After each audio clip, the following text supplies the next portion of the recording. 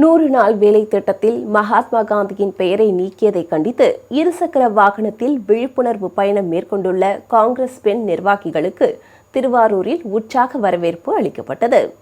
100 நாள் வேலை திட்டத்தில் மகாத்மா காந்தியின் பெயரை நீக்கியதை கண்டித்தும் பெண்கள் காங்கிரஸில் இணைய வலியுறுத்தியும் காங்கிரஸ் பெண் நிர்வாகிகள் நூருல் இமு, அப்ஷினா ஆகியோர் ஊட்டி முதல் சென்னை வரை இருசக்கர வாகனத்தில் விழிப்புணர்வு பயணம் மேற்கொண்டுள்ளனர்.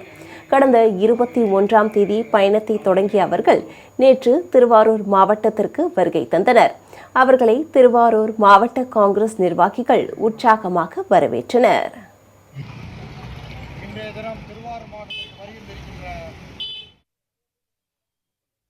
இது என்ன கான்செப்ட்னா, மகாத்மா காந்தி 100 நாள் வேலை வாய்ப்பு திட்டத்தை மாத்தினதுக்கு எதிர்ப்பு தெரிவிச்சும் நாங்கள் பெண்கள் பாதுகாப்பு விழிப்புணர்வுக்காகவும் பெண்கள் காங்கிரஸில் இணையணுங்கிறதுக்காகவும் இந்த காங்கிரஸில் பெண்களுக்கு பாதுகாப்பு இருக்குங்கிறதுக்காகவும் நாங்கள் 2 பெண்களும், அதுவும் சிறுபான்மை பிரிவை சேர்ந்த இஸ்லாமிய பெண்கள் நாங்கள் 2 பேரும் வெளியே வந்திருக்கோம்.